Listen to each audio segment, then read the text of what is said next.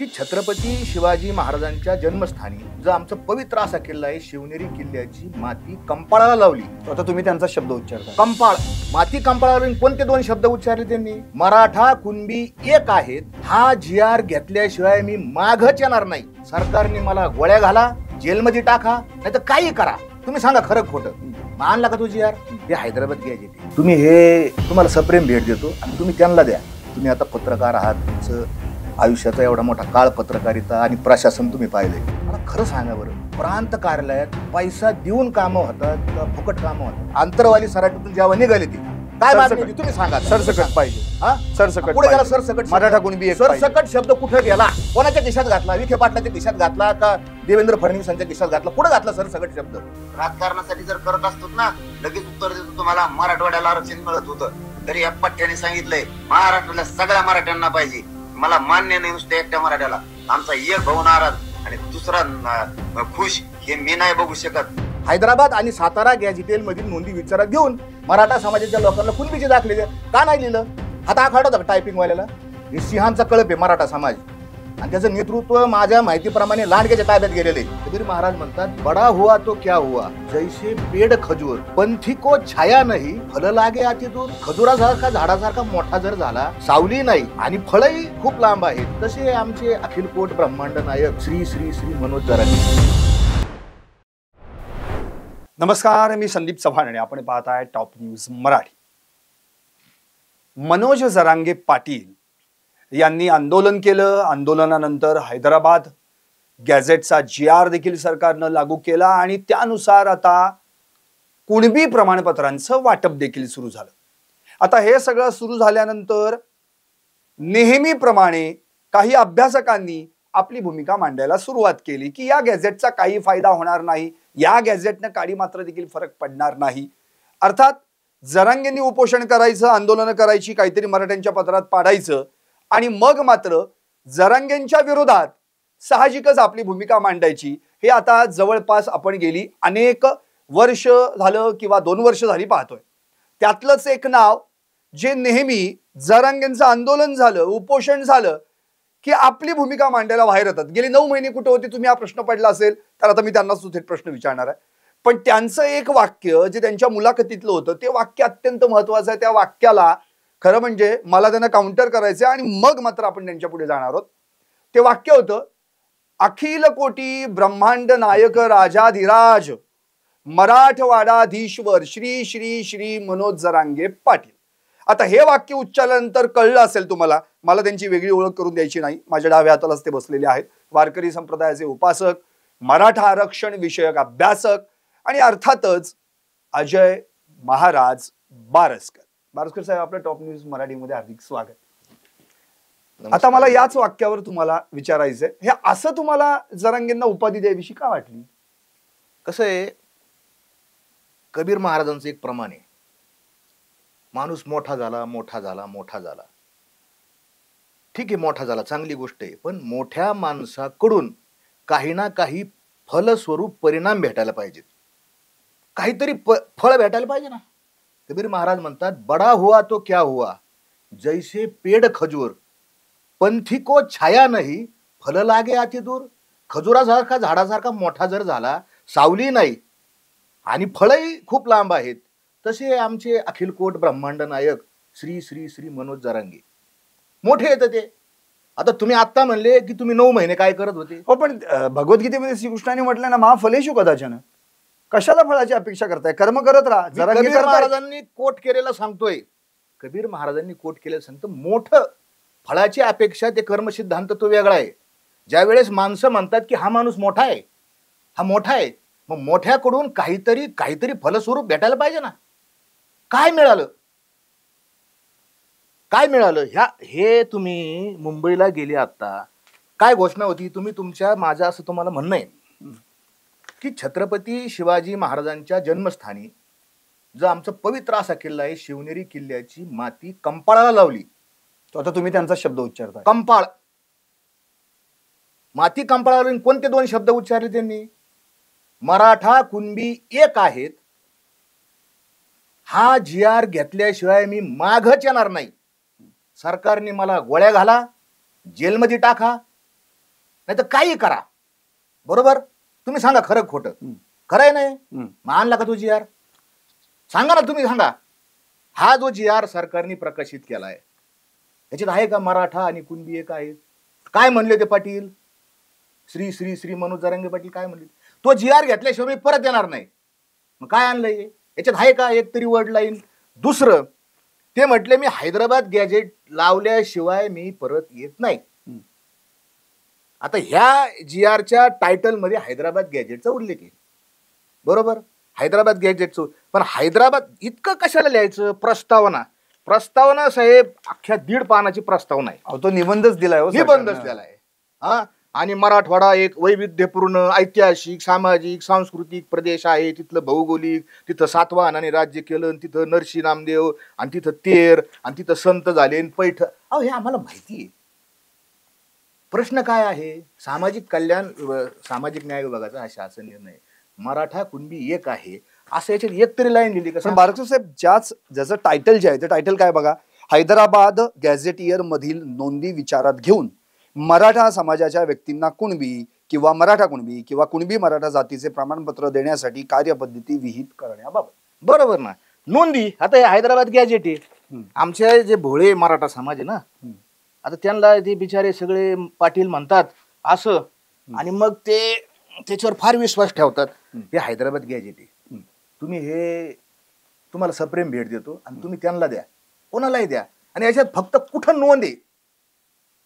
मनोज उर्फ मनोहर रावसाहेब जरांगे आणि यांच्या किंवा त्यांची जी पूर्वज असतील असं नाव दाखवावं त्याच्यात, आणि त्याच्या पुढे कुणबी लिहिलेलं दाखवावं. आहे का याच्यात नोंद? नाहीये. तुमच्या समोर पुस्तक याचं पारायण करू आपण वाटलंच तर. अशा आहेत का नोंदी? याच्यामध्ये लिहिलंय की मराठवाड्यामध्ये 3 लाख अमुक अमुक काही ज्याला निजाम गॅजेट म्हणतात, हैदराबाद गॅजेट म्हणतात, ते फक्त औरंगाबाद डिस्ट्रिक्टचं 1884 ला प्रकाशित केलंय.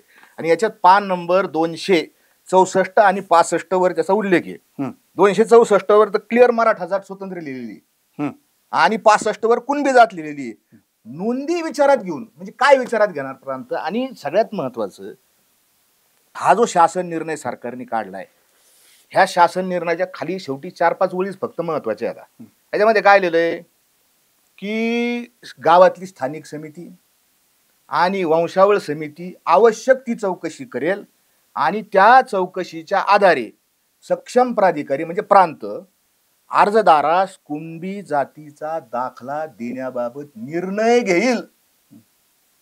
इथं असं म्हणायला पाहिजे होतं की जरांगे पाटील जिंकले. हे कधी झालं असतं? अर्जदारास कुणबी जातीचा दाखला देईल. निर्णय घेईल म्हणजे ते द्यायचं का नाही द्यायचं हे ते ठरवणार असं. आता प्रांत अधिकारी, तुम्ही आता पत्रकार आहात, तुमचं आयुष्याचा एवढा मोठा काळ पत्रकारिता आणि प्रशासन तुम्ही पाहिलंय. मला खरं सांगा बरं, प्रांत कार्यालयात पैसा देऊन कामं होतात का फुकट कामं होतात? सांगा ना तुमचा अनुभव काय? तुमच्या माध्यमातून सगळ्यांनाच विचारतो मी. काय मत आहे?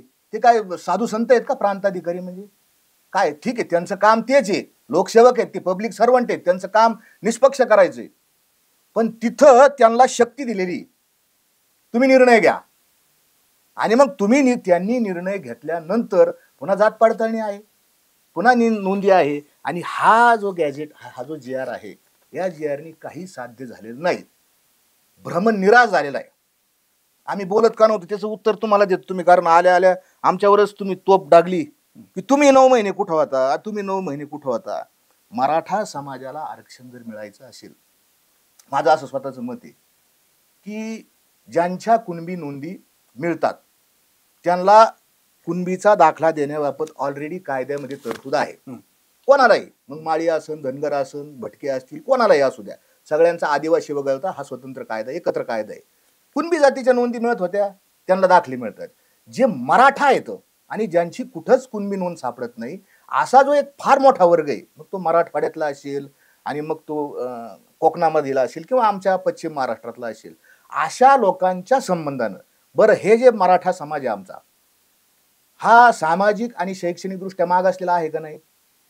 तर गायकवाड साहेबांच्या जो कमिशन होता, त्या कमिशनच्या रिपोर्टमध्ये ज्यांनी जो अहवाल दिला त्याच्यात क्लिअर कट इंदिरा सहानी जजमेंटनुसार मराठा समाजाने ट्रिपल टेस्ट पास केलेली, हायकोर्टात टिकली.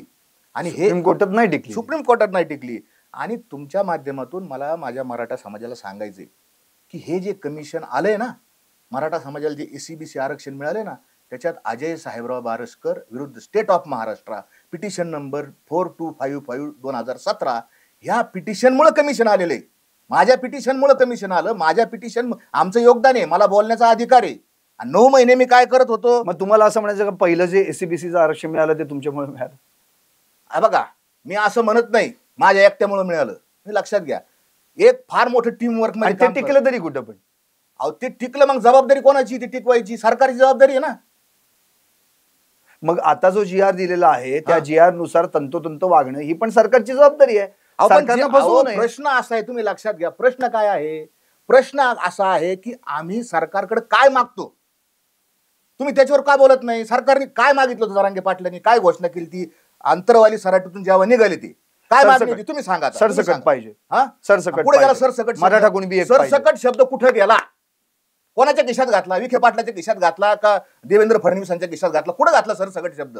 मग ते तर ओपन चर्चा करत होते ना, काय असेल ते समोरासमोर चर्चा. सरसकट शब्द आता कुठे गेला? आता संशोधन भिंग लावून पहा ना, सरसकट कुठे गेला? आता का नाही बोलत सरसकट? मुदत दिली आहे त्यांनी. सरसकट शासन म्हणते कुठं सरसकट? याच्यात दाखवा, या शासन निर्णयामध्ये कुठं सरसकट आहे दाखवा. नाही, याच्यात नाहीये मुदत. काय आणलं? काय आणलं? मग आणलं काय? 8 मागण्या होत्या, 6 मागण्या सरसकट. मानल्या. सरसकट बघा, सरसकट हा शब्द होता. मराठवाड्याला तर पहिलं आरक्षण देतच होते ना. शिंदे साहेब मराठवाड्याला आरक्षण देत होते पहिले. ते आतापर्यंत मिळालंही असतं. मग का नाही घेतलं? तुम्हाला ऐकायचा त्यांचा आवाज? शिंदे साहेब मराठवाड्याला आरक्षण देत होते, का नाही घेतलं? का नाही घेतलं मला सांगा. याचं उत्तर त्यांना कोणी विचारणार आहे का नाही विचारणार? राजकारणासाठी जर करत असतो ना, लगेच उत्तर देतो तुम्हाला मराठवाड्याला आरक्षण मिळत होतं. तरी या पठ्ठ्याने सांगितलंय महाराष्ट्राला सगळ्या मराठ्यांना पाहिजे. मला मान्य नाही नुसतं एकट्या मराठ्याला. आमचा एक भाऊ नाराज आणि दुसरा खुश हे मी नाही बघू शकत. समितीला राज्यभर काम करायला लावा. आणि आज समिती राज्यभर मराठ्यांसाठी काम करते आणि सगळ्या मराठ्यांना कुणबी प्रमाणपत्र वाटप झाले. मी आता मला सांगा, काय म्हणले ते? मराठवाड्याला मिळत होतं, मी घेतलं नाही. ऐकलं का नाही तुम्ही? हो. हा म्हणा, हा तर म्हणा ना. हो, पण त्यांना काय म्हणायचंय? फक्त मराठवाडा नको, सरसकट सगळ्यांना मिळावं. आता महाराष्ट्रातल्या प्रत्येकाला आता मिळावं. सरसकट मिळालं का? सांगा तुम्ही, मिळालं का सरसकट? हा शासन निर्णय तुमच्या हातात देतो, मला दाखवा पुढे सरसकट शब्द याच्यात. त्याच्यात सरसकट शब्द नाहीच आहे. हैदराबाद गॅझेट. आपली मागणी काय? मागणी काय आपली? तेच तर मी म्हणतोय ना, त्या मागणीसाठी हे तर पहिलेच देत होते ना. हे शिंदे साहेब पहिलं देत होते ना. मी घेतलं नाही. हे त्यांचं आता ऐकलं का नाही तुम्ही? तुम्हाला पुराव्यासहित बोललं नाही, हे घेतलं नाही. का नाही घेतलं? सातारा येणार आहे. आलं का? आता तुम्ही म्हणाल हैदराबाद सोबत सातारा शब्द नुसता लावला असता तरी झालं असतं, मग जीआरची पानं वाचली असती. मग काय गरज होती? इथं हैदराबादच्या पुढे सातारा लिहायचं होतं, का नाही लिहिलं सातारा? हैदराबाद आणि सातारा गॅझेटेल मधील नोंदी विचारात घेऊन मराठा समाजाच्या लोकांना कुणबीचे दाखले द्या, का नाही लिहिलं? हात आखाड होता टायपिंग वाल्याला? काय प्रॉब्लेम काय होता? ही तुम्ही साहेब एक लक्षात घ्या, नेतृत्व चुकलं ना, हे सिंहांचा कळप आहे मराठा समाज. आणि त्याचं नेतृत्व माझ्या माहितीप्रमाणे लांडग्याच्या ताब्यात गेलेलं आहे. काय आणलं तुम्ही एवढ्या? तुम्ही काय काय मुंबईला जाऊन काय मिळवलं? काय पदरात पडलं आमच्या? आता काय सांगतायत माहिती तिथे? आम्ही मुंबईला गेलो, तिथं आनंद लुटला, आम्ही गाड्या गाड्या खेळलो बॅरिकेडवर. त्यांचे स्टेटमेंट येतं. कालचं भाषण तुम्ही आहे का त्यांचं? हो, पण कालचंच त्यांचं जर भाषण आपण बघितलं, काल मराठवाडा मुक्ती संग्राम दिन होता आणि त्यावेळी अनेक पालकमंत्र्यांनी वेगवेगळ्या जिल्ह्यांमध्ये कुणबी प्रमाणपत्र वाटलेली आहेत ना. या शासन निर्णयाप्रमाणे वाटली. हैदराबाद गॅझेट नुसारच मिळाली असंच तर ते म्हणतायत ना. कोण म्हणतंय? स्वतः जरांगे पाटील म्हणतायत की. काय म्हणतायत? ही जी सगळी आता सर्टिफिकेट मिळत आहेत, मराठवाड्याला जशी मुक्ती मिळाली तशी आता मराठ्यांना पण मुक्ती मिळाली पाहिजे म्हणून. मी काल सर्टिफिकेट दिले ना, सगळ्या झिरवळ साहेबांनी दिले, झिरवळ दिले, प्रताप सरनाई काय होते, अजित दादा होते, या सगळ्यांनी सर्टिफिकेट जे दिले ना, ते ह्या गॅजेटनुसार दिले. या गॅजेटनुसार, या गॅजेट मध्ये लिहिलेलं आहे की किती दिवसात द्यायचे? 90 दिवस. 90 दिवस. गॅजेट कधी आलंय? 90 दिवसात सर्टिफिकेट देणार इथं. कायदा तर 45 दिवसात लिहिलेलं. बरोबर. मुदत यांनी कमी करायची तर वाढून आणली. हा, मग 90 दिवसात देणार आहे. याच्यावर दिलेत का? मी तुम्हाला खात्रीनं सांगतो, माझ्या अभ्यासानं सांगतो, ह्या गॅजेटवर आतापर्यंत एकही दाखला दिलेला नाही. आपली पद्धत, ज्यांची कुणबी नोंद होती, हा, त्यांनी वंशावळ दाखवायची, महसुली पुरावे दाखवायचे आणि दाखला मिळवायचा. हे ऑलरेडी होतच ना. प्रश्न काय आहे की ज्यांच्या नोंदी नाहीत त्यांच्यासाठी काय आहे प्रोसिजर. आणि तुमच्या माहितीसाठी सांगतो, तुम्ही म्हणतात ते बरोबर आहे. 2 सप्टेंबरला जी आर लागू झालेला आहे किंवा निघालेला आहे. आताशी झालेतच किती दिवस, 15-16 दिवस झालेले आहेत. हा 15 दिवसात तर मिळणार नाही, 90 दिवसांची मुदत आहे. हा म्हणजे याचा अर्थ हैदराबाद गॅझेटनुसार हे दाखले दिले गेलेले नाहीत. पण मराठवाडा मुक्ती दिन संग्रामाचं जे काही औचित्य साधून त्यांनी ही मला दाखले सांगा चव्हाण साहेब, आजपर्यंतच्या इतिहासात कधी कोणत्या मंत्र्यांनी कोणत्या शेड्यूल कास्टच्या, शेड्यूल ट्राईबच्या, ओबीसीच्या, भटक्यांच्या, एसबीसीच्या लोकांना दाखले दिल्याचं तुम्ही पाहिले का फोटो? तुमच्या आजपर्यंतच्या पत्रकारितेच्या इतिहासात तुम्ही सांगा की एखाद्या शेड्यूल कास्टच्या माणसाला मंत्री त्याच्या जातीचं प्रमाणपत्र देतोय असं तुम्ही पाहिलं कधी? अहो येड्यात काढायचा कार्यक्रम आहे. वेड्यात ठार, सत्य आणि भ्रम या 2 गोष्टी असतात. मराठा समाजाला भ्रमित केलं जात आहे. आपण जरांगे तर म्हणतात की आमचा विजय झालेला आहे, विजय झालाय म्हणून तर हे आता सगळ्या हैदराबाद गॅझेट लागू झालेला आहे. विजय तर मग 1 वर्षापूर्वी पण झालता. 1 वर्षापूर्वी आम्ही गुलाल नाही उधळला. सांगा ना, उधळला का नाही गुलाल? मला एक बारस्कर साहेब म्हणायचंय की एकेकाळी तुम्ही त्यांचे इतके क्लोज होतात, स्वतः त्या आरक्षण अभ्यासक म्हणून काम करत होतात, गुलाल त्यांच्या अंगावर पडला की तुम्हाला काय प्रॉब्लेम होतो? खोटा गुलाल आहे ना साहेब, खोटा गुलाल येतो. प्रॉब्लेम आम्हाला नव्हतं, प्रॉब्लेम समाजाला होतो. बरं इतके दिवस समाज काम खरं सांगायचं. मला सांगा कीर्तनकाराचं काम काय? मला तुम्ही सांगा, मागच्या वर्षी जो गुलाल पडला तो खरा होता खोटा होता सगळे सोयऱ्याचा? तुमच्या माध्यमातून सगळ्यांना मी प्रश्न विचारतो, तो खरा होता का खोटा होता? कुठे सगळे सोयरेचं राजपत्र? गुलाल तर घेतला ना आम्ही, तेव्हा पण म्हणलो आम्ही जिंकलो, नाचा रे टाका रे गुलाल, डीजे लावले, आम्ही नाचलो, आनंद उत्सव व्यक्त केला, GR आणला आम्ही तो सगळे सोयरेचा. खरा होता का खोटा होता साहेब? तेच आम्ही भांडणं माझी तिथंच झाली तो आज. अरे हे फसवतात आपल्याला. कोणतेही सरकार असो, सरकार हे नेहमी काय करतं, काढून द्या यांना, आजचं मरण उद्यावर टाकला, द्या काढून यांना. जे मिळवलं, एवढा मोठा समाज, एवढा मोठा लवाजमा घेऊन आपण मुंबईत गेलो आणि मग आणलं काय? काय आपल्या याचं फलित काय? काय मिळालं एक्झॅक्ट? उत्तर नाही साहेब, तुमच्याकडे नाही, कोणाकडेच उत्तर नाही. साहेब तुम्ही मराठा समाजासाठी आता इतकं जे योगदान दिलेलं आहे, मला आठवते पहिलं आरक्षण एसीबीसी त्यावेळी पण भारत सरकार राज्य सरकार वर्सेस तुम्ही स्वतः वगैरे होतात, पिटिशन दाखल झाली, मग न्यायमूर्ती आयोग देखील त्या गायकवाड साहेबांच्या पिटिशन मध्ये माझं एक तुम्हाला कंप्लेंट करतो, माझ्यावर 1.5 पान लिहिलेलं आहे. अजय साहेबराव बारसकर माझ्यावर 1.5 पान. मागच्या मुलाखतीत तुम्ही ते दाखवलेलं आहे. जरांगे पाटलांवर आहे का एखादं एक जरांगे पाटलाचं नाव आहे त्याच्यात? पण मग मला हे म्हणायचं की तुम्ही हे सगळं ज्या समाजासाठी केलेलं आहात त्या समाजासाठी तुम्ही करता. इतके दिवस मराठा समाज मुंबईमध्ये होता, त्याची इतकी हालापिष्ट तिथं होत होती, एकदा तरी तुम्ही तिथं जाऊन त्यांना भेटलात का? कोणाला? या सगळ्या मराठा समाजातल्या लोकांना मुंबईत जाऊन. जरांगींचं राहू द्या, त्यांच्याशी तुमचं वाकडं आहे, यांना का नाही भेटलं? आत्ताची परिस्थिती, मागच्या वेळेस मी होतो सगळे सोयऱ्याच्या वाशीमध्ये, सगळं तिथं तुमचं भांडण झालं, तुम्ही माघारी फिरलात. आता मी तिथं जाणार आणि काय करणार? काय भेटायचं का ना? सांगा, मी भेटून काय करू त्यांना? कारण की तुम्ही मला सांगा, आतापर्यंत त्यांच्यासोबत जे काही अभ्यासक होते, आता योगेश केदार असतील, यांनी तर स्पष्टपणे ऐकलं योगेश केदारचं. मग मला हेच म्हणायचं की असं काय होतं की अचानक अभ्यासक आणि जरांगींमध्ये जुमते आणि अभ्यासक बाजूला ते ऐकत, ते अभ्यासक आणि टभ्यासक म्हणतात आम्हाला.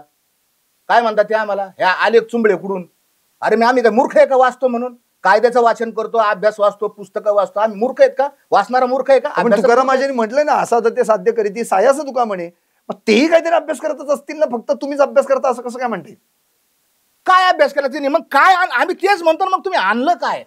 मी सत्काराला गेलो असतो साहेब त्यांच्या, त्यांनी जर ते बोलले त्याप्रमाणे आणलं असतं ना, तुमच्या चॅनेलवर सांगतो, जाहीर लोटांगण घातलं असं त्यांच्या पुढे. नाही, हा माणूस जसा बोलतो तसा वागतो, बोले तैसा चाले त्याची वंदी न पावले. पण त्यांनी काय आणायला पाहिजे होतं? अपेक्षित काय आहे? ते म्हटले ते काय म्हटले होते त्यांनी, तेच आणायचं ना. त्यांनी जे त्यांच्या तोंडातून जी प्रतिज्ञा बाहेर पडली त्यांनी ते आणले का? नाही आणलं साहेब, नाही आणलं. एकतर तुम्ही त्यांना पहिल्यांदा आझाद मैदान उपलब्ध करून देत नव्हतं, नंतर उपलब्ध करून दिलं, परत नंतर सांगितलं की 1 दिवसाची परवानगी, नंतर म्हणताय नाही पुढचे 4 दिवस झालं, ते सगळं जे उपोषण होतं ते बेकायदा उपोषण होतं.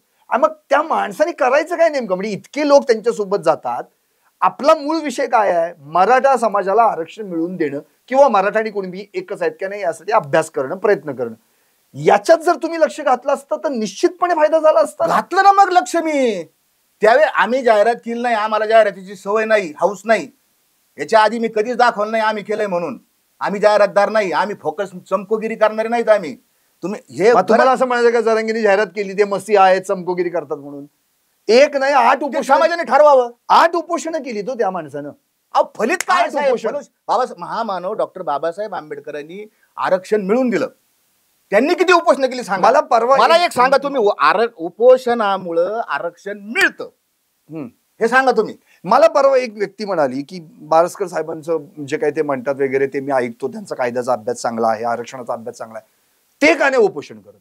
अहो मी तुम्हाला तेच म्हणतो, महामानव डॉक्टर बाबासाहेब आंबेडकर यांनी आरक्षण कोणी आणलं? छत्रपती राजर्षी शाहू महाराजांच्या नंतर घटनेत कोणी तरतूद केली? बाबासाहेब आंबेडकर. बाबासाहेबांनी उपोषण केलं का? सांगा ना, केलं का उपोषण? बाबासाहेब तर उपोषणाच्या विरोधात होते. ज्यावेळेस या येरवाड्यामध्ये महात्मा गांधी उपोषणाला बसले, किती वाद झालेला आहे, इतिहास सगळ्यांनी काढून पाहावा. बाबासाहेबांनी आयुष्यात एकदाही उपोषण नाही केलं, आणि तरी घटनेत नुसतं त्यांच्याच शेड्यूल कास्टला नाही, ट्राईबला आणलं, ओबीसीला आणलं त्यांनी आरक्षण. मला सांगा ना, उपोषणामुळे आरक्षण मिळतं हा भ्रम पसरवलाय साहेब. उपोषणामुळे आरक्षण नाही मिळत. उपोषणामुळे मी मसीहा होतो, मी प्रॉफिट होतो, माझा हे हार माझ्यावर फुलं टाकली जातात, हे आहे त्याच्यातून फलित. न खाता पिता 7-8 दिवस काढायचे, ह्याच्यात कसला त्याला आनंद मिळणार आहे व्यक्तीला? कुणाला मला आनंद तुम्ही मिळणार एका प्रश्नाचं उत्तर द्या बरं का. तुम्ही मला साध्या प्रश्नाचं उत्तर द्या. जेसीबीतून अंगावर फुलं टाकणं हा याच्यामध्ये काय शहाणपण आहे? त्याच्याऐवजी तुम्ही एखादा वकील लावला असता सुप्रीम कोर्टातला, काय ड्राफ्ट असावा तो तुम्ही आम्हाला ड्राफ्ट करून द्या आणि विखे पाटलाच्या ताब्यात हा ड्राफ्ट द्यायचा, साहेब याच्यावर सही करून द्या. एखादा सुप्रीम कोर्टातला किंवा आपलेच मराठा समाजातले वकील आहेत, त्यांनी फ्री वकिली केली असती. एखादा ड्राफ्ट ऑलरेडी का नाही दिला? आम्हाला हा ड्राफ्ट पाहिजे, याच्यावर तुम्ही सही करून द्या. किती पैसे घातले हारामध्ये. तुम्हाला वाईट गोष्ट सांगतो, येवल्यामध्ये 2023 नोव्हेंबरमध्ये येवल्यामध्ये बरं का, आमचे हे महामानव जरांगे पाटील गेले होते, आणि तिथं त्या येवल्यामध्ये कृषी उत्पन्न बाजार समितीच्या समोर असे 50 जेसीपी होते, इकडून 25 इकडून 25 जेसीपी होते. आणि त्या एका जेसीपीच्या बकेटमध्ये गोकुळ रावसाहेब कदम नावाचा एक तरुण, त्या ठिकाणी 40 वर्ष वय होतं, त्यांचं कुटुंब होतं, 2 लहान मुलं होते, आणि ते त्या जरांगे पाटलाच्या अंगावर फुलं टाकत होते. हा जरांगे पाटील असे आले, त्यांची स्टाईल आहे ती अशी टाटा करायची, असे असे असे असे असे असे ते आले. यांनी आमच्या या तरुणांनी त्यांच्या अंगावर जेसीबी फुले टाकली. टाकता काहीतरी तिथं गडबड झाली आणि त्या जेसीबीचं बकेट अचानक खाली गेलं, आणि हे गोकुळ रावसाहेब कदम त्या जेसीबीच्या ऍक्सिडेंटमध्ये ते त्या ठिकाणी वारले. जेसीबीतून फुलं टाकल्याने आम्हाला काय मिळालं? आमचा एक मराठा बांधव शहीद झाला, देवाच्या घरी गेला महाराज. तुम्ही नीट ऐकाय बरं, तिथपर्यंत टाकत होतो ठीक आहे. त्याच्यानंतर एक माणूस आपला फुलं टाकता गेलाय, मग इथून पुढे फुलं टाकायचं बंद करायचं का चालू ठेवायचं, हे कोणाचं काम होतं? तुम्हाला याच्यामध्ये शहाणपण वाटतं का? मला सांगा, शहाणपणाचं लक्षण आहे की माणूस गेला एक आणि तरी अंगावर फुलं उधळून घ्यायची. आमच्या तुकोबारायांनी सांगितलं, बुक्का लावू नये गळा माळ घालू नये, बुक्का लावू नये भाळा, माळ घालू नये गळा, असं तर आम्हाला आदेश आहे. काही साध्य नाही, परिणाम शून्य. तुमचं जे महत्वाचं तुम्ही काय आणलं ना साहेब, हा कायदा आहे 2001 चा. या कायद्यामध्ये कलम 9 आहे. या 9 कलमामध्ये प्रांतांनी काय करायचे, कोणते पुरावे घ्यायचे, हे तुम्ही वाचा, फक्त क वाचा. शपथपत्रांवर पुरावा स्वीकारणे. काय 2001लाच लिहिलंय शपथपत्रावर पुरावा स्वीकारणे, आहे का नाही? काय नवीन आणलं? पुढे तुम्हाला अजून एक दाखवतो शपथपत्राचा उल्लेख. 13वा कलम असेल. हा 13वा कलम तो याचा आहे, तो त्याच्यावरही चर्चा करू आपण. हे पहा, ज्यांच्याकडं पुरावाच नाही, बघा बरं का, ज्यांच्याकडे शाळेचा दाखला नाही, आजोबाचा वडिलाचा, ज्यांच्याकडं काही खरेदी खत नाही, गहाण खत नाही, जन्म मृत्यूचा नाही, त्यांच्यासाठी जो 2012ला अधिनियम झाला, त्या अधिनियमातलं कलम 4 आणि उपकलम 3 त्याच्यामध्ये काय दिलं? अर्जदार वरील पोट नियम नमूद केलेला कोणताही दस्तऐवज सादर करण्यास असमर्थ असेल तर अशा बाबतीत, इथून साहेब तुम्ही वाचा, तर अशा बाबतीत अर्जदार आपल्या शपथपत्रामध्ये त्याविषयीचे कारण नमूद करील आणि सक्षम प्राधिकारी त्यावर विचार करील व त्यास योग्य वाटेल अशी चौकशी केल्यावर गुणवत्तेनुसार त्या दाव्यावर निर्णय देईल. ऑलरेडी तरतूद आहे. शपथपत्र आहे का नाही उल्लेख? शपथपत्र 2012लाही घातलंय. म्हणजे ज्याच्याकडे कोणताच पुरावा उपलब्ध नाही त्यानं काय करायचं, जायचं प्रांताकडे ऍफिडेव्हिट करायचं, बा माझा आजोबा काही शाळेत गेलेला नाही, आम्हाला काही जमीन नाही, आमच्याकडून नोंदी सापडत नाही, ऍफिडेव्हिट करून द्यायचं आणि त्याला साक्षीदार हे शपथपत्रावर पुरावा स्वीकारणे, एखाद्याचं सर द्यायचं प्रतिज्ञापत्र. आणि अशा पद्धतीने तुम्ही म्हणले 9 महिने काय करत होता, तर मी मग 2001ला जर कायदा काढला होता, झाला होता, संमत झाला होता, मग हा GR काढलाच कशाला? मग वेगळं काय केलं? मग आम्ही तेच म्हणतोय ना, मग वेगळं काय केलंय?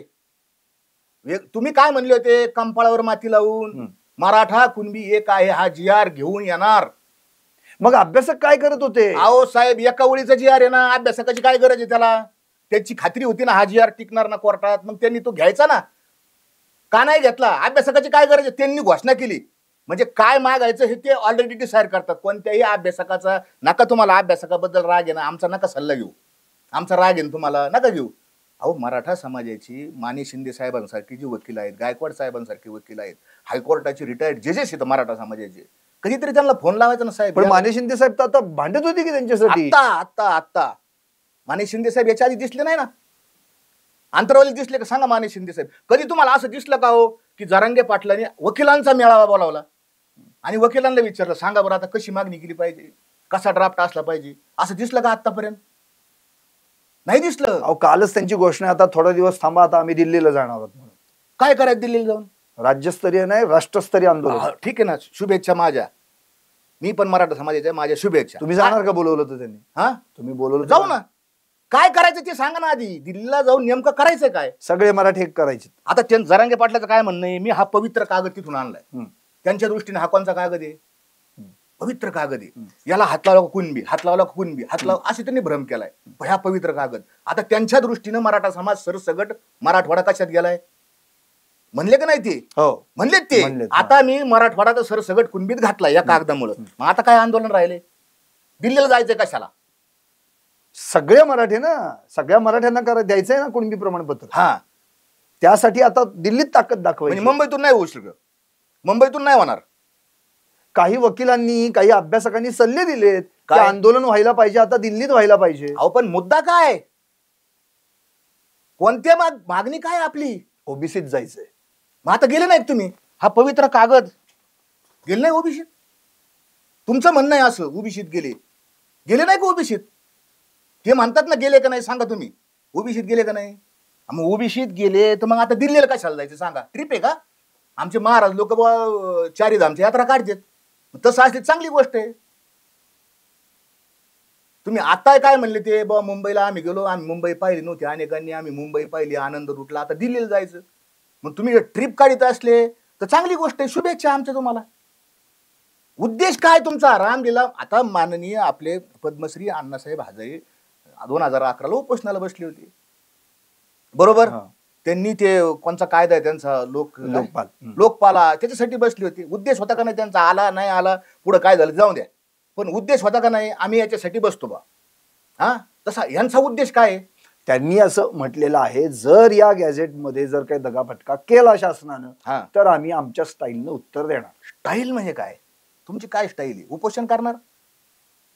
आता त्यांनी काय सांगितलं, मागचं ज्यावेळेस उपोषण आपले हे आलते शंभूराजे देसाई त्यांचं उपोषण सोडायला गेले, त्यावेळेस त्यांनी घोषणा केली ती उपोषणात काही दम नाही. ऐकून दाखवू तुम्हाला? हो माहिती आहे ना. हा, उपोषणात दम नाही, आता मी उपोषण करणार नाही. कधी जाहीर केलं त्यांनी? 7व्या उपोषणाला जाहीर, मी उपोषण करणार नाही. तरी त्यांनी उपोषण केलं. ठीक आहे, केलं उपोषण, चांगली गोष्ट आहे, तुम्ही करा उपोषण. हा, उपोषण केलं. आता बी काय म्हणले ते, आता मी मुंबईला बी जाणार नाही आणि उपोषण बी बोलले का नाही ते आता. मग आता दिल्लीला जाऊन करायचं काय? नेमकं काय करायचं हेच माहित नाही या माणसाला. साहेब आज नाही त्याचं इव्हॅल्युएशन, मूल्यांकन आज होणार नाही. मूल्यांकन काही काळ गेल्यानंतर लोकांच्या लक्षात येईल. आता मी तुम्हाला म्हणलो, जसं 1 वर्षापूर्वी आम्ही गुलाल घेतला होता, हा, कुठे तो सगळे सोयरे? कुठे सगळे सोयरे? काय झालं त्याच्यावर? काही एक शब्द तरी बोलले का सगळे सोयरेच्या बद्दल? अहो सगळे सोयरे हा अस्तित्वातच आला नाही. ह्या सगळ्यात चुका नेतृत्वाच्या आहेत. म्हणून मी सांगतो, नेतृत्व हे परिपक्व लागतं. अजून एक महत्वाचं सांगतो की तुमच्या माध्यमातून त्यांना सांगा, मी काही दुश्मन नाही मराठा समाजाचा, मी त्याच्यातला घटक आहे, मी काम केलेलं आहे. तुम्ही फक्त आमच्यावर जे बिनबुडाचे आरोप केले, मी त्यांच्यावर FIR केलेली, कोर्टात केस चालू आहे, त्यांना माहिती, समन्स गेले, नोटीस गेली, सगळी गेली. त्यांना म्हणलं होतं माझं काय तुमच्याशी व्यक्तिगत, मनोज जरांगे यांचं माझं काय व्यक्तिगत भांडण नाहीये, सामाजिक प्रश्नामुळे आम्ही तिथे गेलो. तुम्हाला ते पण पाहिजे का, सामाजिक कशासाठी गेलो काय, हे सगळे पुरावे आहेत साहेब. मला त्यांना एकच सांगायचं की छत्रपती शिवाजी महाराजांचं जे स्वराज्य आहे, हा, त्यांच्याकडे जी टीम होती अष्टप्रधान मंडळ, ती एक्सपर्ट जागतिक दर्जाच्या लेवलची होती ती, आणि हजारो लोकांचा ते सल्ला घेत होते. एकदम शेवटच्या घटकातली ते स्वतः जाऊन पाहणी करत होते आणि सल्ला घेत होते. एक्सपर्टचा सल्ला, मंत्रिमंडळ कशासाठी असतं, एक्सपर्टचा सल्ला, कोणती एक्सपर्ट टीम आहे यांच्याकडे. पण महाराज तुमच्यासारख्या अभ्यासकांमध्ये तरी कुठे एकमत आहे? कारण की या सगळ्यांमध्ये एक दोन आधी त्यांच्या सोबत असतात, नंतर काहीतरी त्यांचं वाचतं, नंतर ते बाजूला पडतात, मग बाहेर आल्यानंतर आपली भूमिका मांडतात. आता योगेश केदार जे होते आणि त्यांचं आणि ते त्या ठिकाणी वाजलं, आपण पाहिलं. नंतर योगेश केदारांनी आपला सावतासुभा मांडला आणि वेगवेगळे विषय मांडायला सुरुवात केली. तुम्ही तर 9 महिने गायबच होतात. आणि तुम्ही थांबा, तुम्ही तुमच्या हे गायब होण्यावर उत्तर द्या तुम्ही. नाही नाही नाही नाही, तुम्ही गायब आहे हे चुकीचं. विषय काय चाललेला आहे की ज्या मराठ्यांकडं कुणबी नोंदी नाहीत, हा, नोंदी नाहीत, त्या मराठ्यांनी करायचं काय साहेब? काम आहे ना, काम प्रांत अधिकारी, पडताळणी समिती आणि हायकोर्ट, इथं काम आहे. हे शपथपत्र 100 रुपयाचे स्टॅम्प. हो, तुम्ही गेला होता 30 जानेवारी 2024 ला त्या ठिकाणी. मी गेलो नगरच्या प्रांताधिकाऱ्यांकडे. तुम्ही ही लढाई चालू नाही का आता? मी हे मिळालं का ते? हा, बॉन्डवर तुम्ही लिहून दिलं? नाही मिळालं, देत नाही प्रांत. कसं काय? 2001 ला तर कायदा झालेला आहे ना ऑलरेडी. निर्णय घेईल. मग निर्णय घेईल म्हणजे याचा अर्थ तुम्ही जो जीआर मधला शब्द वाचून निघाला तो तसाच आहे. मग तसाच आहे ना, मग देत नाही ना प्रांत. आमचं आम्ही सांगू याच्यात सांगून दमलो, देत नाही प्रांत. मग आता मी हायकोर्टात गेलो, लढाई चालू आहे ना. ही पिटिशन आहे हायकोर्टात, वर्ष होऊन गेलं. हे बघा 26/730/2025 पिटिशन केलेली आहे. आता याच्यावरच होईल काहीतरी निर्णय. याच्यावरच होणार आहे निर्णय. जरांगे पाटलावर होणार नाही, माझ्या पिटिशन होणार आहे. एक लक्षात घ्या साहेब की पेनिसिलिनचा पहिले लोकांना आजारी पडले ना, ऑपरेशन करायचं ना, तर त्यांना बेशुद्ध करण्यासाठी दांडकेने मारायची, भूल नव्हती तवा. मग एका माणसाने, एका शास्त्रज्ञानी पेनिसिलिनचा भुलीचा शोध लावला, एका जणांनीच लागला ना, जग सुखी झालं. जग दुःखी एकच जण करू शकतो. मराठा समाजाचं जे आरक्षण आहे, मी म्हणत नाही मी एकट्याने केलं, पण मी त्याच्यातला एक घटक आहे. म्हणजे जसं गायकवाड आयोगामध्ये तुमच्यावर 1.5 पानं आली, तसं बहुतेक आता पिटिशन नंतर परत तुमच्यावर 1.5 पानं येणारच ना. कसं आहे, केशवानंद भारती हा जो आपला सिम्बॉलिक जजमेंट आहे, एकाच माणसाने केलता ना, जे देशाला टर्निंग पॉइंट मिळालं. आमच्या जरांगे पाटील काय माहित असेल केशवानंद भारतीने काय. तसं एखादा, आता विरोधातलं पण सांगतो तुम्हाला, एवढ्या सगळ्यांनी कष्ट करून हे आरक्षण मिळवलं, आणि आरक्षण घातलं कुणी? आमचं. कुणी घातलं? सदावर्तीने केस केली, जयश्री पाटील विरुद्ध मुख्यमंत्री महाराष्ट्र राज्य, ही केस आहे. आणि 5 मे 2021 ला हे आरक्षण गेलं. का गेलं माहिती साहेब? आरक्षण सुप्रीम कोर्टाच्या जजमेंट मध्ये काय येतं, त्याचे काय गेलं, तर ह्या आमच्या लोकांनी, हे जे सरकार आहे ना, तर इंग्लिश बरे झाले देवा कुणबी केलो, हा, महात्मा ज्योतिराव फुल्यांचा पुरा, हे मराठीतलं जे होतं ना, ते इंग्लिश मध्ये ट्रान्सलेट करून नाही दिलं. राज्याकडे मराठी भाषा एक स्वतंत्र विभाग आहे, त्याचा एक मंत्री आहे. मग तुम्ही काही घंट्यात हे ट्रान्सलेट करून देऊ शकला असता. कोर्टा समोर तर जायला पाहिजे ना पुरावे. कोर्ट काय म्हटलं, कोर्टाचा डिसिजन काय आहे तुम्ही लक्षात घ्या. कोर्टाने नाकारलं नाही. कोर्टाने सांगितलं आम्हाला इम्पेरिकल डेटा, व्यवस्थित डेटा आलेला नाही, तुम्ही डेटा घेऊन या, आम्ही तुमचं आरक्षण देतो, असं त्यांचा शब्द आहे. कोणाचा? कोर्टाच्या जजमेंट मध्ये दिलेलं आहे. मग डेटा देण्यात कोण असमर्थ झालं? सरकार झालं ना त्यावेळेस. आणि मनोज जरांगे यांचे शब्द आहे, आरक्षण घालवण्याचं पाप त्यांचं शब्द आहे. माझ्याकडे नाही, तुम्हाला ऐकून दाखवलं असतं मी ते. त्यावेळेसच्या मुख्यमंत्री आणि त्यावेळेसचे समितीचे जे अध्यक्ष आहेत अशोक चव्हाण यांचं पाप, असं पाप शब्द बोललेले आहेत मनोज जरांगे. माझ्या मनचं सांगत नाही, हे त्यांनी पाप केले. मराठा समाजाचं आरक्षण घालण्याचं पाप हे त्यांनी केलं. महाराज तुम्ही आता मला एक म्हणायचं, आता एसीबीसी जे मुख्यमंत्री असताना शिंदेनी, एकनाथ शिंदेनी जे आरक्षण दिलं होतं 10% एसीबीसीचं, त्याच्यावर पण आता सुनावणी झाली आणि त्याच्या विरोधात पण याचिका दाखल झाली आहे. तर कोर्टाने असा सवाल केलेला आहे की तुम्हाला मराठ्यांना नेमकं 10%चं आरक्षण द्यायचंय का ओबीसीतनं द्यायचं, नेमकं काय हे आधी ठरवा. त्यामुळे काय आता याचा निकाल काय लागेल तुम्हाला काय वाटतं? आता तुम्हाला सांगू का साहेब, मराठा समाजाची इतकी विन विन सिच्युएशन होती आरक्षणाच्या बाबतीत.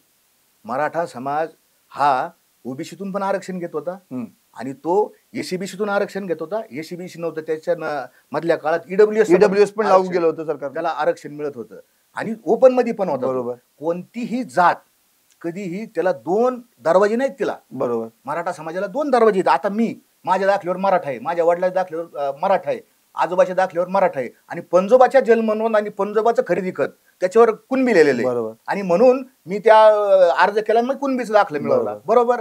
मला जर वाटलं उद्या एसीबीसी चांगले, मी कुणबीचा दाखला लपून ठेवणार आणि मी मराठ्यातून अर्ज करणार, कारण मराठा काढणार. प्रत्येकाचं असं इंडिव्हिज्युअल कुणी शोधू शकत नाही. आणि माझी जात, मी कोणत्या जातीचा आहे हे ठरवण्याचा अधिकार हा राज्य सरकारला नाही, हा माझा आहे. प्रूफ ऑफ बाइंडिंग हे माझं आहे. मी सांगायचं मी ह्या जातीचा आहे आणि मी ते त्या प्रांताकडे न्यायचं, मग प्रांत मला सर्टिफिकेट देईन. त्याला जर वाटलं हे ओके वयाची दाखवलेले पुरावे.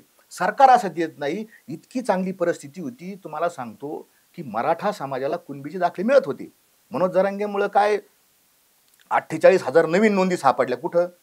त्यांचं अभिनंदन. पण त्यांनी एक गोष्ट लक्षात ठेवावी की ज्या 48,000 49,000 नोंदी सापडल्या तिथं मराठवाड्यात, आणि त्याच्यातून 2.25 लाख काही 1.5 लाख 2.5 लाख दाखले दिलेत आणि त्याच्यातले 10,000 8,300 व्हॅलिडेट झालेत. तर हे जे श्रेय आहे ना, ठीक आहे, सगळे लोक म्हणतात जरांगे पाटलामुळे झालं, मी म्हणतो जरांगे, पण त्याच्या पाठीमागं हजारो हात आहे. जसं गायकवाड साहेबाचं कमिशन, मी एकटा नाही. तुमच्या बोलण्यातून मी एकटा नाही. शिंदे साहेबांनी ऍक्सेस दिला ऑफिसमध्ये जाण्याचा. बरोबर. संदीप शिंदे न्यायमूर्ती साहेब ते स्वतः फिरले तालुक्यापर्यंत. आमच्यासारखे मुडी वाचणारे लोक, 300 मुडी वाचणारे लोक. आम्ही गेलो, मी गेवराईला गेलो, मी अनेक ठिकाणी गेलो. आम्ही 33-34 नंबर आमचे जे यादव सर आहेत मोडी शिकवणारे, ज्यांनी आम्हाला मोडी शिकवली, त्यांनी आम्ही त्यांच्या नेतृत्वाखाली आम्ही कागद सापडले. असं छूमंतर केलं का? जरांगेने छूमंतर केलं का लगेच वरून पाऊस पडला कुणबीचा? असं झालंय का? मग म्हणलो असं त्यांना, नाही मग मान्य बा, तुम्ही देव येतो. आणि कसं आहे माहिती का, एकदा एखाद्या माणसाला एखाद्या दगडाला जर शिंदूर लावला ना, एखाद्या दगडाला, आणि त्याला जर देव केलं ना, आम्ही सांगितलं अरे हा देणार नाही. ज्ञानोबरायांचं प्रमाणे निर्जीव दगडाची काय करतो सेवा, तो तुझं निर्दैवा देईल काय, तो तुला काही देणार नाही. हेंदरी दैवते. तसं आमचं म्हणणं आहे की यांना आता देवत्व मिळालेलं आहे. आणि एखाद्याला देवत्व मिळालं आणि त्या देवाच्या विरोधात जर मी बोललो तर मला लगेच म्हणते हा आमकाय, हा धमकाय. माझं आयुष्य गेलं साहेब शेती चळवळीमध्ये सरकारच्या विरोधात लढणार. माझं आयुष्य गेलंय या सगळ्या प्रक्रियेमध्ये. आणि आम्हाला ठरवलं बा, किती आरडलं माझ्या नावाने, हा फडणवीस समानुष आहे. काय म्हणले जरांगे मागच्या वर्षी? म्हणजे तुमच्यावर तो आरोप होतोच, मी फडणवीस समानुष आहे. आणि आता जरांगे कोणाचे माणूस आहे? काय म्हणले जरांगे उपोषण सोडताना?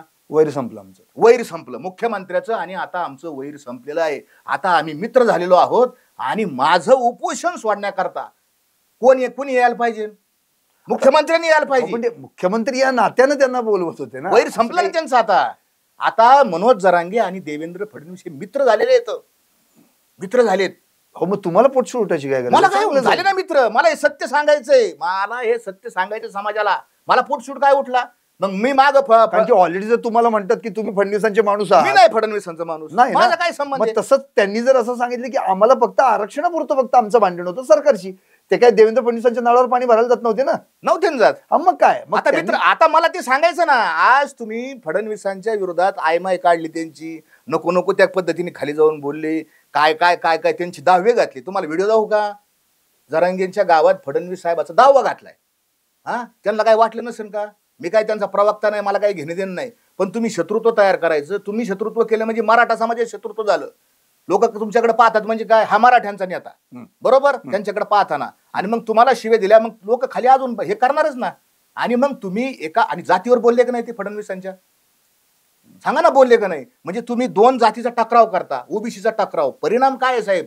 मिळालं काय आम्हाला? जे मिळालंय ना, 10,000 लोकांना काही व्हॅलिडिटी मिळाल्यात, त्याच्याही पेक्षा संबंध महाराष्ट्रामध्ये ओबीसींच्या मनात मराठा समाजाच्या विषयी तुम्ही काही म्हणा, एक द्वेषाची भावना आहे त्यांच्या मनात, एक आक्षाची भावना आहे. हो, पण ही सामाजिक वीण उसवता कामा नये. यासाठी ऐक्य करणं हे तुम्हाला सगळ्यांचंच काम आहे ना. नाही, मग जरांगेचं काम नाही. जरांगेने फक्त शिव्या द्यायच्या.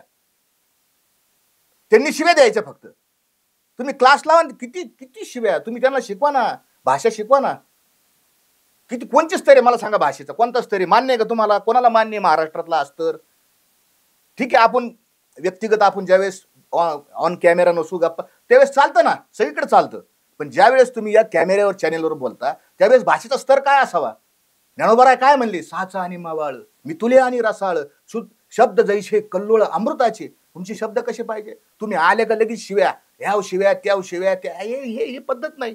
बरं महाराज, तुमच्याकडनं मला आणखी एक महत्वाचा मुद्दा जाणून घ्यायचा. आता सध्या चर्चा जास्त होतीये ती 1994च्या GR ची, ज्यावेळी शरद पवार मुख्यमंत्री होते. स्वतः अभ्यासक राजेंद्र कोंढरे असतील, बाळासाहेब सराटे असतील, हे थेट शरद पवारांवर टीका करतात. त्यांनी असं म्हटलं की त्याच वेळी ज्यावेळी ओबीसींच्या आरक्षणाचा विस्तार केला गेला 1994ला, जर त्याच वेळी मराठा समाजाला त्या ठिकाणी 50% आरक्षणात घातलं असतं तर त्यांना आतापर्यंत आरक्षण मिळालं असतं. बिलकुल 100% मी आता मताशी सहमत आहे. मराठा समाजाचं आरक्षण शरद पवार साहेबांमुळे गेलेलं आहे.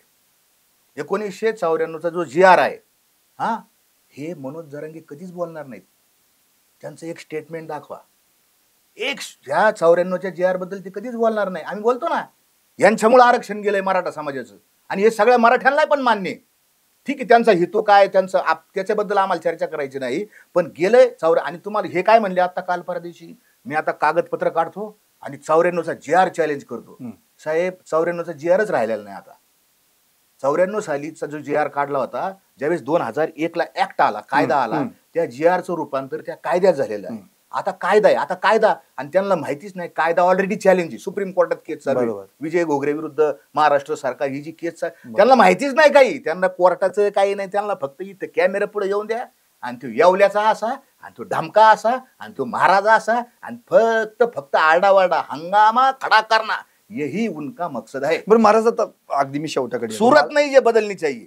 मला आता या सगळ्यात जे काही हाती लागलं, मराठ्यांच्या हाती काय लागलं याच्यातनं, आत्ताच्या या सगळ्या आंदोलनातनं, एवढं फक्त मला सांगा. अगदी बघा, आमच्या जे हे जे आहेत ना, मराठवाड्यातले जे मराठा समाज आहे हा, आणि सगळीकडचाच, जिथं शेतीमालाला भाव मिळत नाही, शेतीमुळे कर्जबाजारी झालेलं आहे, हा सगळा मराठा समाज काय करतो तो पाहतोय. शेतीत काय खरं नाही, मग कोणाचं खरं आहे, कोणाचं चांगलं आहे. अरे ते अमकेच पोरग तलाठी झालं बरं का, अरे त्याचं लय चांगलं चाललंय बा, गाव शहरात गेलाय, बंगला बांधलाय, 4 व्हीलर गाडी आहे, आणि मग तो तहसीलदार आहे, तो PSI आहे. मग मराठा समाजातले हे जे पाहतात की आमचं शेतीमुळे कल्याण नाही, आमचं आता कल्याण होऊ शकतं. कशामुळे होऊ शकतं? आम्हाला सरकारी नोकरी लागल्यामुळे आमचं कल्याण होईल. आम्ही कलेक्टर झालो, PSI झालो, काही तहसीलदार झालो किंवा तलाठी झालो, सगळ्यांचं कल्याण होतं. आणि म्हणून मराठा समाजातला प्रत्येक तरुण शेती सोडतोय आता, आणि शेती सोडतो तो कशाच्या शोधात आहे, मुंबई पुण्याला येऊन अभ्यास करतोय. त्याला MPSC UPSCचा, त्याला सरकारी नोकर व्हायचं, लोकसेवक व्हायचंय, त्याला नोकरी मिळवायची, त्याची ती लढाई आहे. आणि मग त्याला असं वाटतं की तो जो पाहतो माझ्यापेक्षा याला कमी मार्क पडले, आणि मग तो पुढे गेला आणि मला नाही पडली, माझ्याकडे जर कुणबीचा दाखला असता तर माझं कल्याण झालं असतं. त्याची 100% त्या मताशी सहमत आहे. आणि म्हणून आम्ही काय म्हणलं, आम्हालाही स्वतंत्र द्या. मी त्याच भावनेचा आहे की पहिल्या 513 जाती आता, ती जी एसटी आहे ना, ओबीसीची एसटी, त्याच्यात किती जाती आता? 513. 19% 513 जाती आता. आणि पुन्हा कुणबी आम्ही आहोत त्याच्यात. आणि पुन्हा त्या याच्यामध्ये पुन्हा हा संबंध काही 2-3 कोटीचा मराठा समाज त्या एसटीत आणून ठेवायचा. साहेब, EWS ची एसटी आमची मोकळी गेली.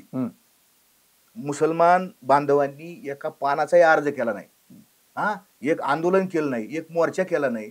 मुस्लिम समाजाला 10च्या 10% पोलीस भरतीतलं आरक्षण गेलं. तुम्ही बीडची पोलीस भरतीची यादी काढा. त्या बीडी स्वॅप पोलीस भरतीमध्ये मी पुरा नावासहित सांगितलं, गणेश विश्वनाथ पाटील नावाचा तरुण, त्याला 134 मार्क पडले, त्याच्याकडे कुणबीचा दाखला आहे, त्याला नोकरी मिळाली नाही. 135ला कट ऑफ आहे. 2023-24 ची भरती आहे ना, 134 वाला कुणबीवाला घरी आहे विश्वनाथ गणेश पाटील. आणि नजीम अब्दुल मिया शेख हा मुलगा 117 मार्क पाडून EWS मधून आत्ता पोलीस आहे. मला त्या कोणावर बोलायचं नाही, मी तुमच्या समोर हा सत्य मांडतोय. कुणबीचा दाखला आहे, 134 मार्क आहे, आणि आता तो कुठे आहे? ती घरी. तुम्हाला मी कितीतरी फुटेज दाखवतो की आमचं EWS आम्हाला परत द्या. कारण EWS ची मुलं आज नोकरी लागली. EWSचा कट ऑफ आता काल परवा दिवशी जाहीर झाली ना, एकदम EWSचा आणि शेड्यूल कास्टचा सारखी मेरिट लिस्ट लागलेली आहे. मग हे कोणाचं? EWS अख्खच्या अख्खं. ब्राह्मण लोक आता कोण राहिले EWS मध्ये? ब्राह्मण, हे व्यापारी कास्ट म्हणजे मारवाडी, गुजराती असतील आणि मुस्लिम, एवढेच राहिले. ज्यावेळेस पोलीस भरतीला ग्राउंड लागतं त्यावेळेस ब्राह्मण लोक त्याच्यात अर्जच भरत नाही. हे मारवाडी, जैन, गुजराती, पारशी येतं त्याच्यात. पारशी तर 4च येतं टोटल सर्व्हिसमध्ये, 4 लोकच आहेत पारशी, ते ह्या भानगडीत पडत नाहीत. मग लक्षात घ्या तुम्ही की ही सगळं आरक्षण कोणाला गेलं? कोणाला? 10% कोणाला गेलं? आज आमच्या मुलांच्या मनामध्ये खंत आहे. तुम्ही आता ती तुमच्या समोर कॅमेऱ्यात बोलणार नाही, पुण्यामध्ये मुलं शिकतात ना, त्यांना विचारा EWS चांगले का कोणतं चांगले? साहेब तुम्हाला ते 100% सांगणार नाही, आमचं नुकसान झालेलं आहे, 100% नुकसान झालं, तुम्ही जे म्हणले ना. आणि दुसरं नुकसान काय की या ओबीसींच्या मनामध्ये आमच्याविषयी आकस, आमच्या वारकरी संतांनी जोडलंय, अवघी एकाची चवी नाही, इथे कैसे भिन्न भिन्न विष्णुमय जग वैष्णवांचा धर्म, भेदाभेद भ्रम अमंगळ. आणि मग हा आमचा सगळा कोणाही जीवाचा न घडो मत्सर, आज मत्सर चाललाय साहेब, आज द्वेष चाललाय. हेची वर्म सर्वेश्वर पूजन. हा आता तुम्ही कीर्तन करा, तुम्हाला चांगलं येते अभंग. तर ह्या सगळ्या गोष्टी आमचं समाजासमोर, आमचं समाजाला आरसा दाखवणं काम आहे साहेब. खरं सांगण्यामध्ये मारलं ना गॅलिलिओला, दगडाने ठेचून मारलं नाही का नाही. गॅलिलिओ काय म्हणत होता, गोल आहे, पृथ्वी गोल आहे. आणि काय केलं त्याला, सगळं जग म्हणायचं पृथ्वी सपाटे. ठेचून मारलं गॅलिलिओला. खरं सांगणाऱ्याला नेहमी ठेचून मारलं जातं. त्याच्यातलं मी आहे, पण आम्ही चाललोय, जाऊ द्या मग काय करायचं सांगा. उद्या काळ आणि इतिहास त्याची नोंद घेईन. ती बारसकर महाराज सांगत होते, हा भ्रमाचा बुडबुडा आहे आणि भ्रमातून समाजाला सत्य सांगणं, भ्रमाचा भोपळा फोडणं, हेच आमचं कीर्तनकाराचं काम आहे. नक्कीच वारसकर साहेब, आपण जी काही आता आपली भूमिका मांडली ती आत्ताच्या सगळ्या GR संदर्भामध्ये, ती सगळ्या टॉप न्यूज मराठीच्या प्रेक्षकांनी देखील ऐकली. मान्य आहे की मतमतांतर असतात, वेगवेगळे प्रवाह देखील असतात. जरांगेंच्या आंदोलनामुळे नेमकं काय साध्य झालं याच्यावर आता सगळीकडे चर्चा चरवण सुरू आहे. विविध अभ्यासक, मराठा आरक्षण विषयक अभ्यासक देखील आपली भूमिका मांडतायत, अगदी रोखोक मांडतायत. त्यातलेच अजय महाराज बारसकर आहेत, त्यांनी देखील आपली भूमिका जी काही स्पष्ट आहे ती मांडली. आणि त्यांनी स्पष्टपणे हे पण क्लिअर केलंय की आम्ही आरसा दाखवण्याचं काम करतोय. आता त्या आरशात समोर उभं राहिल्यानंतर कुणाची प्रतिभा कशी आहे ही ज्याची त्यांनी तपासून पाहिली पाहिजे. अर्थात मनोज जरांगे पाटलांनी केलेल्या आंदोलनाचं यश फक्त हैदराबाद GR पुरतच आहे का? मग सरसकट या मागणीचं काय झालं, सगळे सोयरेचं काय झालं, हे प्रश्न अजूनही अनुत्तरित आहेत. त्यामुळे आता यासाठी भविष्यात पुन्हा एकदा 90-10 उपोषण करणार का दिल्ली चलो असं म्हणून त्या ठिकाणी एक वेगळाच आंदोलनाचा भाग तुम्हा आम्हाला पाहायला मिळणार. या सगळ्याच गोष्टी भविष्यात निश्चितच तुम्हा आम्हाला पाहाव्याच लागतील. पाहत रहा टॉप न्यूज मराठी, आपला महाराष्ट्र, आपली बात.